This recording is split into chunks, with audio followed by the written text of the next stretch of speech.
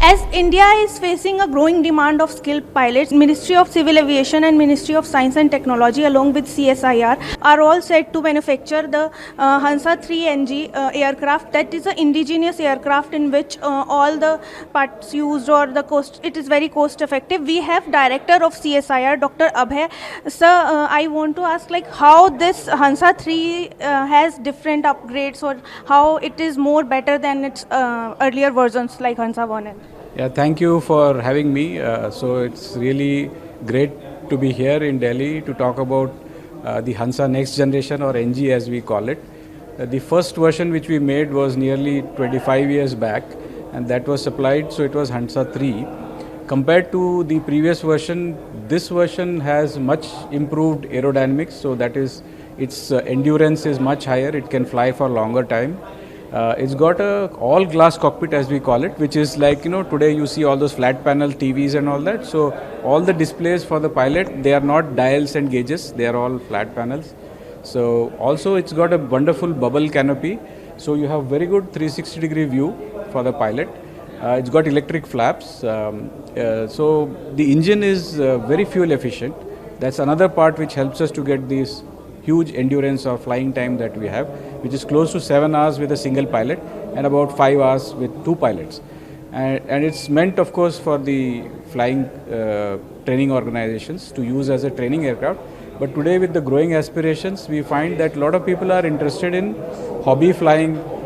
They want to do, theme parks, people want to fly.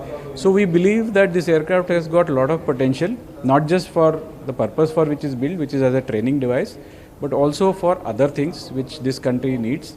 And we are confident that few hundred of these likely to be made. Unlike last time when we made HANSA-3, at that time flying training organizations also very less in number, and through the DGCA we are thankful to them. We made about 14 numbers. A few of them are still with us. We supplied one to IIT Kanpur, as you heard. So we believe that not only this aircraft, but we believe that it can be further improved, and we are working with the DGCA to really achieve that. So as I mentioned, we can go higher weight, about 50 kg more, which means I can carry 50 kg more fuel, or I can allow the passenger to carry 50 kgs of luggage or something else. So that will dramatically change the nature of this aircraft, how it can be used. Also, there is something called instrument flying rule, which means at night time I can fly this aircraft just looking at those instruments. That's already built into the aircraft. So I don't have to change the aircraft. I just have to work with DGCA to get it properly certified.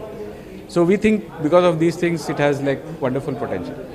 So weight is one positive point, and we also are calling it it's cost effective. What is the difference, like we estimate difference we get in the cost, and are all the parts we are using in it are like indigenous as we call it, are made in India, or we import any of them? So the engine is imported, the electronics or the avionics is also imported, but the entire airframe and the entire design and all the integration is done by us, and we are transferring that today to our industry partner. We, of course, more industry partners will come, we'll be able to transfer to more of them, and this few hundred aircraft we will be able to parallelly make it for the country. But those are the things that are making this aircraft such a interesting proposition for our private sector. Sir, what is the cost difference from the earlier? Sorry, I should answer that as well. So we believe that something in the range of under 3 crores, any industry in India who has the skills, we will of course transfer those skills to them. Who has the will to do it, can do it with the right manpower. And we believe imported aircraft will be almost close to double of that cost, because of the fact that labor in other countries is costlier. Also, when you import a fully assembled aircraft, the duties and other things which people have to pay for that is also typically higher. So we see that there is a good potential for profit, a good margin, as well as this price difference acts in our favor. So how do you see this the launch of we are manufacturing it more, it will change the dynamics of pilot training? And so I think probably you already may be knowing that India few hundred of our youngsters who want to become pilots, they are all going abroad because the number of flying training schools is less. It's only 37 or so. And the Ministry, of course, of Civil Aviation, they are working to increase it to 80 and more. But flying training school, it is not just about the instructors who are going to teach the students, it's also about the aircraft. So aircraft part is coming from Ministry of Science and Technology. The policy part, the trainers whom we need, that of course the Ministry of Civil Aviation is looking at that. Having an airport is also important because you need to be able to fly those aircraft. The course material, everything is regulated by the DGCA. So we think that in a course of time, by having all elements of the ecosystem, whether it is aircraft, whether it is manufacturing, whether it is the flying training institutions, all have to come together. So what we are providing is one part of the big picture, and we think it will, as you are saying, catalyze the ecosystem. So people will get more exposure to manufacturing, people will get jobs, and that expertise will help us to make bigger aircraft, have more ambitious plans, like the Honorable Minister was talking about the regional transport aircraft. So hopefully the next dreams will be how to provide regional connectivity. We already have a 19-seater aircraft under design. The Indian Air Force is helping us. It is meant for them initially, but of course it has got a lot of potential. It's also a civil aircraft. And 90-seater is, we have submitted a detailed project report to the Ministry of Civil Aviation in 2023.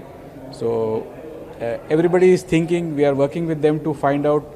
So it is always chicken and egg, whether ecosystem will come first or aircraft project will come first. Both have to be together.